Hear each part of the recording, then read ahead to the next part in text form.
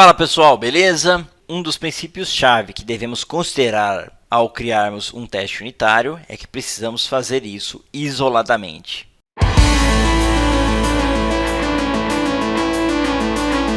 Este teste não deve invocar nenhuma outra dependência além do método enTest ou method underTest. Então vamos dar uma olhada nesse diagrama para entendermos o que isso significa. Vamos considerar que temos uma classe com dois métodos e que precisamos implementar testes unitários para o método A para verificar se esse método funciona bem e retorna o resultado esperado. Em um cenário ideal, o método A tem uma única responsabilidade e é isolado de qualquer outra classe externa. Quando isso acontece, os testes unitários podem criar facilmente uma instância dessa classe e chamar o método para verificar se ele retorna o resultado esperado. Mas isso muitas vezes não é o caso. Na real, na maioria das vezes não é o caso. Frequentemente, o método A cria uma instância de outro objeto e para fazer o seu trabalho, o método A precisa chamar um ou dois ou mais métodos que pertencem a outro objeto. E isso complica muito os nossos testes, porque se ocorrer uma falha no método que está em outro objeto, os testes unitários também falharão. E como nossos testes unitários foram criados para testar o método A do objeto A, podemos concluir erroneamente que é o método A do objeto A que está se comportando mal, enquanto na verdade o erro real está ocorrendo em um método diferente, em um objeto diferente. E é exatamente por isso que precisamos isolar o código que estamos testando. Criamos um teste unitário para testar apenas a lógica de negócio dentro do método A. E como estamos interessados apenas em testar o código e o método A, precisamos encontrar maneiras de isolar o método A de outras dependências e testá-lo isoladamente do código no objeto B. Considerando esse fato, vamos entender como que a gente pode fazer isso. Para tornar o nosso código melhor testável, precisamos usar injeção de dependências. Digamos que temos um objeto A que depende do código em outros objetos B e C.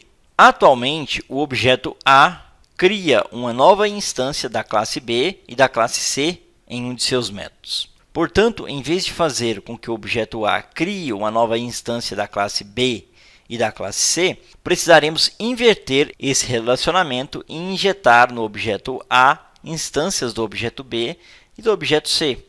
E isso é chamado de injeção de dependências. Quando as dependências são injetadas dessa forma, para isolar o código no objeto A, do código e do objeto B e C, podemos implementar um teste unitário que injeta no objeto A uma implementação fake ou mocada do código no objeto B e C.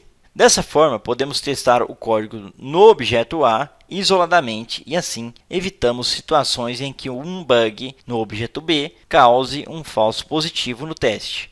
Injetar uma implementação mocada no objeto A, ao invés de usarmos a dependência real, nos ajuda a isolar o código que precisamos testar e testá-lo com diferentes tipos de parâmetros. Se precisarmos testar o nosso código com uma variedade de parâmetros diferentes, válidos e inválidos, podemos criar um teste unitário que funcione com mais implementações desses objetos ou até mesmo stubs simples que realmente não fazem nenhuma lógica de negócios. Em aulas futuras, aprenderemos na prática como criar objetos mocados e stubs. Mas por enquanto, é muito importante entender que quando o nosso código em teste tem dependências de outros objetos, precisamos usar injeção de dependências e injetar implementações mocadas dos objetos. Dessa forma, podemos testar o nosso código isoladamente sem invocar a dependência real. Vamos dar uma olhada em um pequeno trecho de código. Eu tenho um método chamado checkout que invoca um serviço responsável por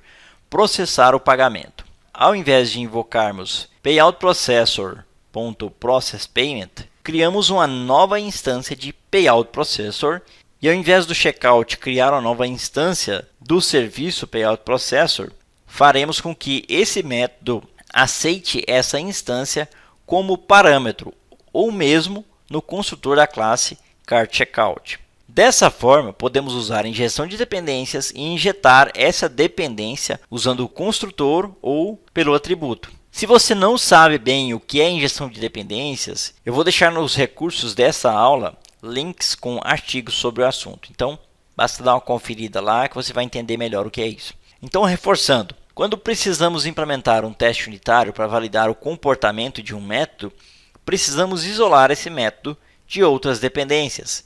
Essas dependências são injetadas em nossos métodos como stubs, ou objetos mocados com comportamento pré-definido. Não estamos interessados em testar dependências. Estamos interessados em testar apenas o código no método sob teste, de forma isolada de todas as outras dependências. Assim, nosso teste unitário fica mais confiável, eliminando as chances de um falso positivo. Claro, veremos como tudo isso funciona na prática no decorrer do curso. Na próxima aula, falaremos sobre a pirâmide de testes. Então, até lá! Esse vídeo é patrocinado pelo meu treinamento Java Unit Testing com Spring Boot 3, TDD, JUnit 5 e Mockito.